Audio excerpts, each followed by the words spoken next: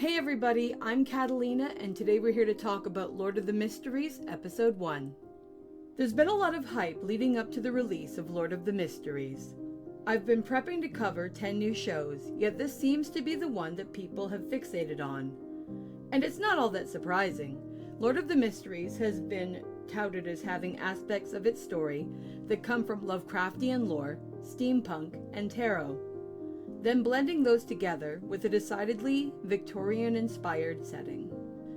Its beautiful artistic style, blending dark rich hues with a subtle shading that makes everything seem like it's blended with a swirl of smoke, is definitely attractive. It really conveys the atmosphere this story is trying to inspire. We're following a man from Earth who has entered this new world. He is now a young man who just finished university, named Klein Moretti. Our protagonist is in an interesting situation. He still remembers his life on Earth, but he has access to bits and fragments of Klein's memories as well. This is great because it allows the story to present our main character as a fish out of water, who is learning things as we do, while equally being provided with the opportunity to learn things as he goes along.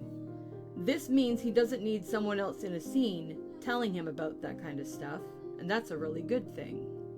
It does a great job of not overwhelming me with too many info dumps, something I appreciate because, at first, with names of people and places being flung loose and fast, I was a bit concerned about that. I'm sure we're not getting the full picture here right away, because this is based off of a web novel, which means it's a text source rather than a manga, but I'm okay with that. I watched a couple videos explaining some stuff about this before I started watching the series, and so far I think I'm doing alright. The way our main character becomes Klein is a process he refers to as being a transmigrator. It puts him in something of a pickle though. Klein's been up to something prior to our character entering his body, and he can feel that via a throbbing in his skull when he first wakes up. A glance in the mirror shows him that Klein took a bullet to the head. What the hell happened here? And how the hell is Klein still alive? I wonder whether it means that the spirit or entity or whatever that previously was Klein died, but the body somehow remained, or whether something has happened where that is still present, since we are getting glimpses of his memories, but it's weakened it enough that our character was able to get in. It definitely makes me ask some questions. It appears our first mystery has begun, but we're not the only ones seeking to solve it. Like in our world, this one has police.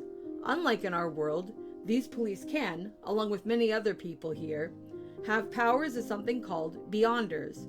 Beyonders are people who have special abilities in one of 22 distinct tracks of study, which, as people go further into them, are capable of gaining new and unique powers.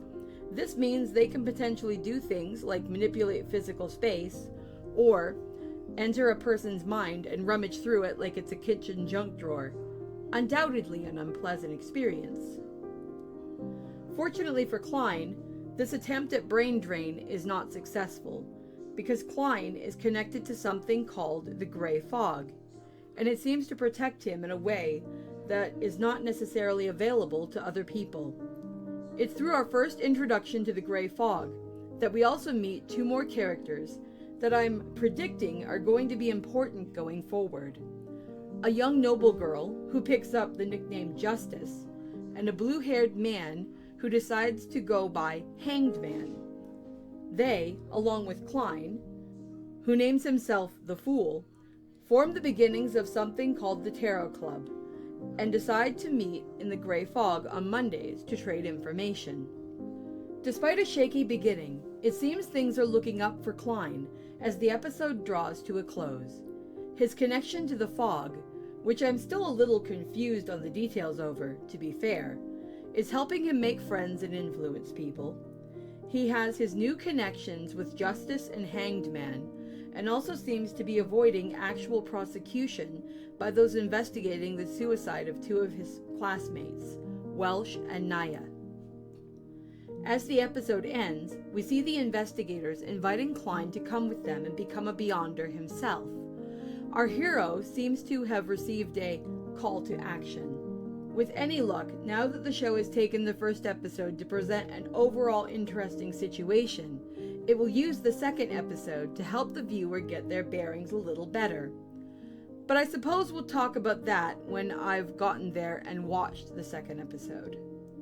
Overall, the first episode succeeds in picking my interest and making me want to see more. I love the art and character designs. I don't feel a particularly deep connection to Klein yet, but we've only watched one episode so far, so I'm not worried about that at this point.